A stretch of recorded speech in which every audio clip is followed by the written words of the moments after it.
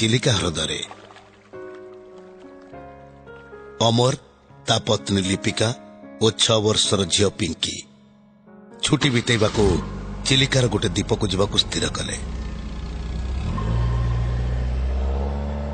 शीत दिनर खरा चिलिकार विस्तीर्ण जलराशि तार भितरे मोटर बोटे आउ से मोटर बोट रे अमर लिपिका और पिंकी पिंकी बहुत खुशी थिला।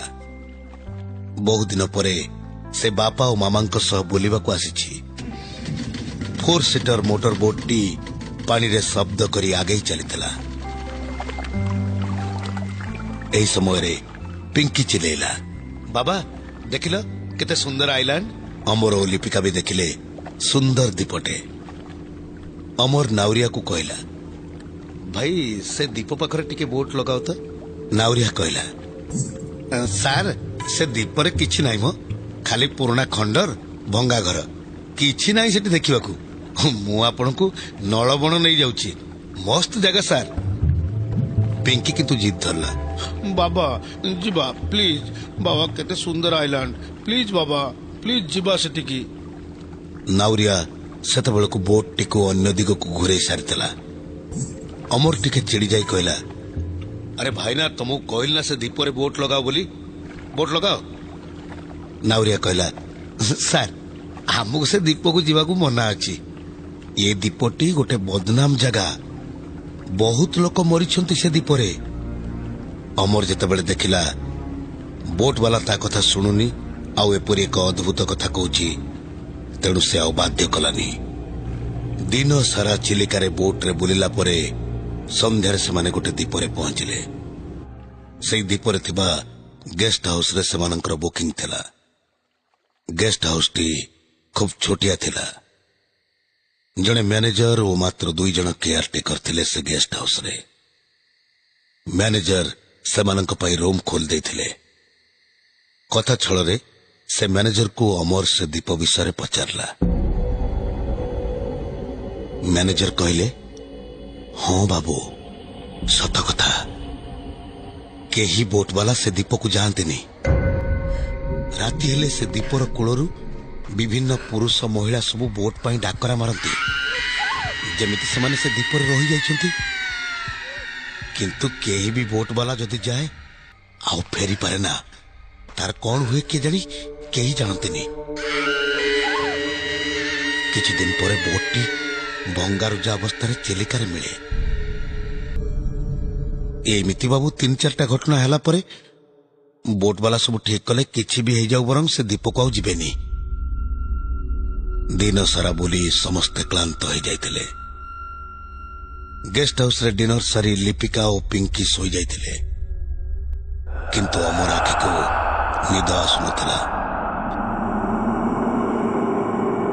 काईकि के जानी ताकू ए परिवेश बड़ अजब लागुतला।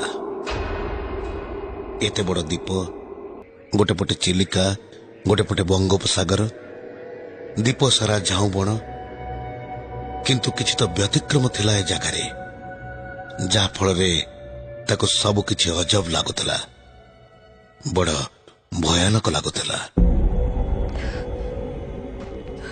पवन रे झाऊ बणर शब्द, पछरु समुद्रर लहड़ीर शब्द आहुरी भयानक कर दउथला से राति को। हठात अमर को एक विचित्र भयानक स्वर सुबिला,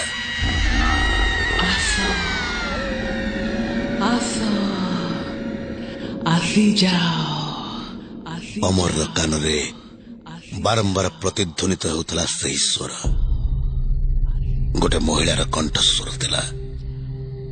एक अजणा जादुरे सम्मोहित होई अमर गेस्ट हाउस रू बाहरी गला।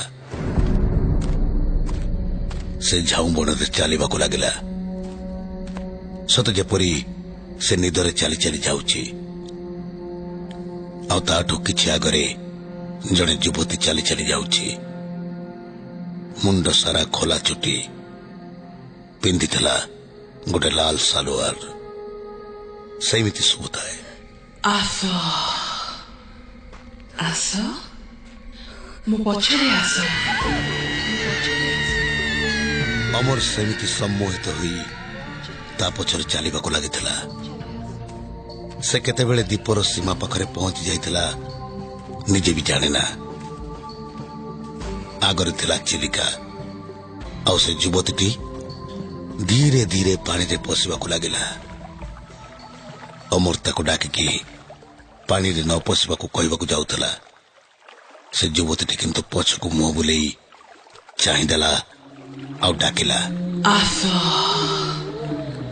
ଆସ, ମୋ ପଛରେ ଆସ।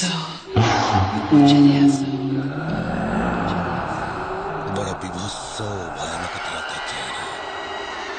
ତା ସହ ସେ ହସିଲା ଏକ ଭୟାନକ ହସ। ଅମର ଚିତ୍କାର କରି ସେଇ ବାଲି ଉପରେ ବେହୋସ ହେଇଗଲା।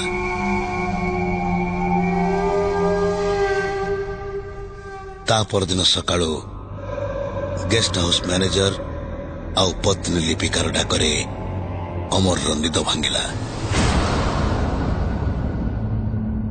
ସମସ୍ତେ ତାକୁ ଯେତେ ପଚାରିଲେ ସେ ଚିଲିକା କୂଳକୁ କିପରି ଆସିଲା, ଅମର କିଛି କହିପାରିଲାନି।